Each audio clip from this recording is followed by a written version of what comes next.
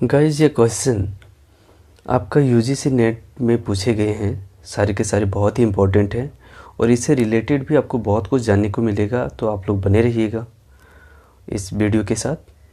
तो इसमें पहला क्वेश्चन हमारा है कि in which part of India the tropical western Ghat are situated, मतलब उष्णकटिबंधीय पश्चिमी घाट भारत के किस भाग में स्थित है। भारत के किस भाग में स्थित है? क्या पंजाब में, राजस्थान में, गुजरात में या तो केरला में? तो गाइस यहाँ पे देखिए यूजीसी नेट में जब एक क्वेश्चन पूछा गया था उस समय इस क्वेश्चन को रॉन्ग किया था। क्यों किया था इसके बारे में देखिए कि अगर हमारा जो पश्चिमी घाट है, पश्चिमी घाट हमारा स्टार्ट होती है महाराष्ट्र से, महाराष्ट्र, गोवा, कर्नाटक, तमिलनाडु, केरल से होकर आगे जब गुजरती है गुजरात और आखिरकार जो कन्याकुमारी तक जाती है। तो उसमें गुजरात और केरल दोनों ही पश्चिमी घाट है, जिसका ऑप्शन हमारे पास नहीं था, जिसके कारण से क्वेश्चन गलत माना गया था।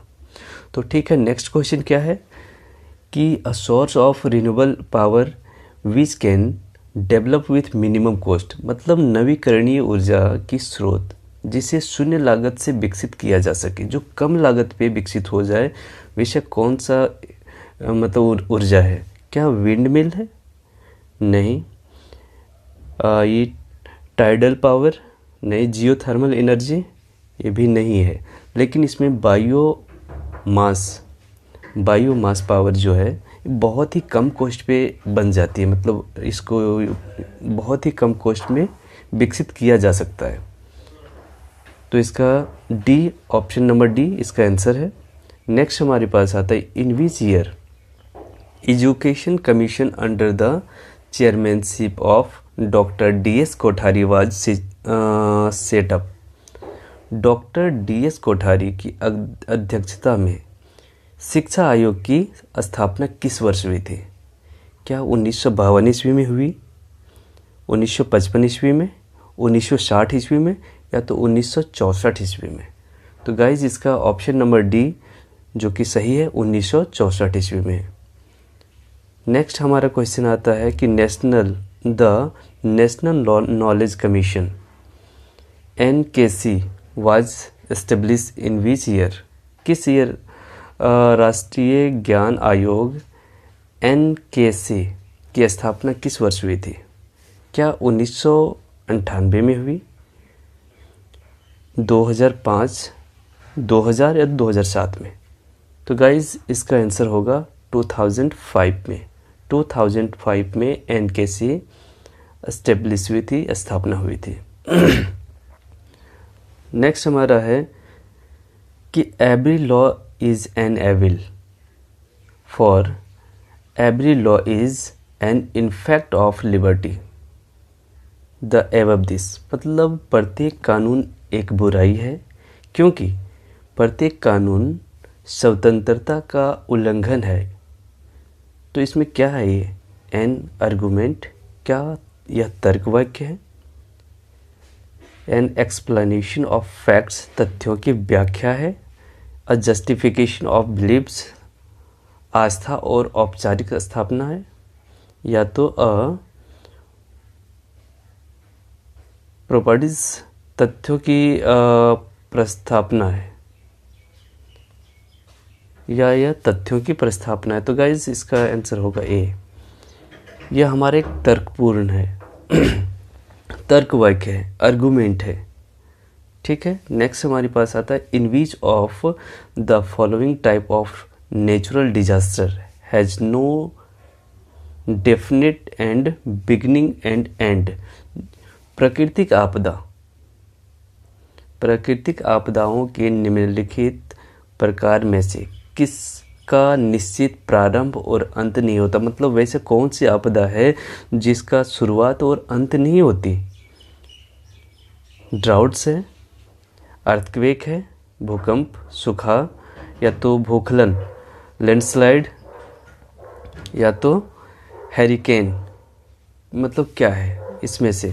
तो गाइस एक ही इसमें है जो कि ड्राउट, ना तो उसकी शुरुआत है ड्राउट। सूखा, जो सुखाड़ घोषित, किसी राज्य में सुखाड़ घोषित कर दिया जाता है तो कब तक रहेगी और कब शुरू हो जाएगा, कब अंत हो जाए, इसका कहना मुश्किल है। यही अर्थक्वेक की बात करें तो उसकी बिगिनिंग और एंडिंग दोनों है। लैंडस्लाइड या तो वह भूकंप के कारण से लैंडस्लाइड करती है या तो फिर बारिश के टाइम पे। तो इन सब की शुरुआत और एंडिंग भी है, बट सुखा का कोई शुरुआत और कोई एंडिंग नहीं होती।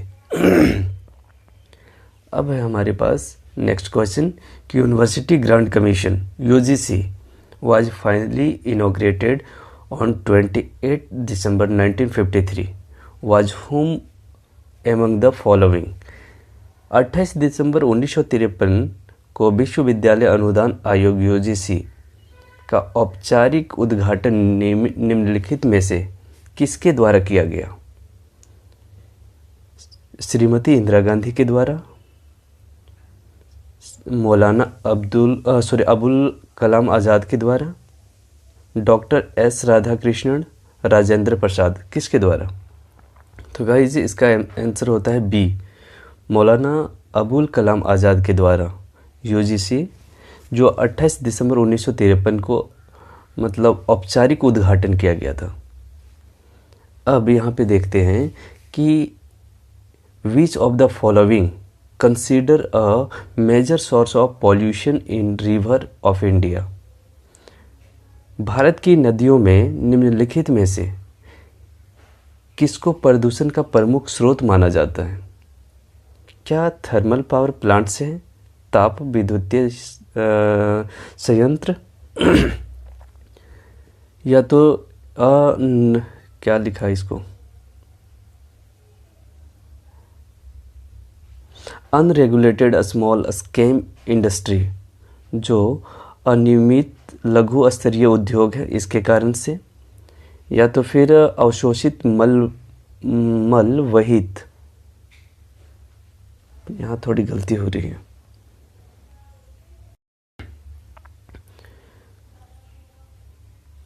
Which of the following is considered as major source of pollution in river of India? Bharat की नदियों में निम्नलिखित में से किस को प्रदूषण का प्रमुख स्रोत माना जाता है? थर्मल पावर प्लांट्स को, ताप विद्युत संयंत्र को, अनरेगुलेटेड स्मॉल स्केल इंडस्ट्री मतलब अविनियमित लघु स्तरीय उद्योग को, अनट्रेंड सेवेज अशोधित वहित मल, या तो एग्रीकल्चरल रन ऑफ मतलब कृषि वाहन। इसमें से इस ऑप्शन में से कौन सा इसका आंसर होगा? तो इसका आंसर सी नंबर का होगा। वैसे पॉल्यूशन 2 टाइप्स के होते हैं, इसमें से एक होता है पॉइंट सोर्स ऑफ पॉल्यूशन और एक होता है non point of source of pollution. जैसे खुले में शौच करना या तो फिर कृषि से बहने वाली पानी, जो कृषि क्षेत्र से पानी जो बह के जाती है उनकी, या तो पशुओं का शव आदि जो पानी के साथ साथ बहा के चले जाते हैं। और जो पॉइंट ऑफ सोर्स होता है इसका डायरेक्ट संबंध है कोई नगरीय क्षेत्र, जो शहरी क्षेत्र है वहाँ से जो अशोधित वाटर है उसको डायरेक्ट नदी में प्रवाह करवा देना। इन कारणों से नदी पूरी तरह से पॉल्यूट हो जाता है, जिसके कारण काफ़ी सारे जीव जंतु जो पानी में रहने वाले हैं वो मर जाते हैं, और उसके साथ साथ मनुष्य को भी यानी ह्यूमन बीइंग को भी काफ़ी इफ़ेक्ट, काफ़ी परेशानियां झेलनी पड़ती है। बहुत बड़े बड़े तरह की बीमारियां भी आती हैं, डिजीज़ भी लोगों के अंदर आने लगे हैं। अब देखते हैं नेक्स्ट क्वेश्चन कि India has largest higher education system in the world after. विश्व में भारत का विशालतम उच्च शिक्षा प्रणाली किन देश के बाद आती है? मतलब हमारी जो नंबर है हायर एजुकेशन में उसकी कितने हैं? तो यहाँ पे एक चीज़ समझिए कि सबसे पहले यहाँ क्या ए नंबर में क्या लिखा है? यूनाइटेड स्टेट ऑफ अमेरिका, संयुक्त राष्ट्र अमेरिका, ऑस्ट्रेलिया, चीन, यूके या तो यूनाइटेड किंगडम। तो इसका आंसर हमारे पास आता है ए नंबर का। फर्स्ट में अमेरिका है, और उसके बाद सी नंबर आता है, चीन आती है, चीन के बाद बस यही दो हमारे पास हैं। और ए और सी है, यानी ए नंबर की option number A. Next question है, in a computer if 8 bits are used a specific address in memory, the total number of address will be। मतलब एक कंप्यूटर में यदि 8 बिट्स मेमोरी में ऐड करने के लिए उपयोग होता है तो एड्रेस की कुल संख्या होगी, कितनी होगी? 216, 8, 512 या तो 256। तो इसका ऑप्शन नंबर सी नंबर की होगी, यानी 256। विच of the following was launch in 2013 with the purpose provide a strategy funding to eligible state higher education institutions। यहाँ पे राज्य शिक्षा संस्थान को रणनीति निधि शोषण प्रदान करने के उद्देश्य से वर्ष 2013 में निम्नलिखित में से किसका शुभारंभ किया गया? तो ऑप्शन नंबर सी में क्या है कि राष्ट्रीय उच्च स्तर शिक्षा अभियान। नेक्स्ट क्वेश्चन हमारा है, natural vegetation of an area need be preserve for the future mainly for the purpose of. किसी क्षेत्र की प्राकृतिक वनस्पति को मुख्यतः निम्नलिखित में से किस परियोजना से भविष्य के लिए परिरक्षित किए जाने की आवश्यकता है? ऑप्शन नंबर ए में क्या कहता है कि मृदा अपरदन को रोकने के लिए, यानी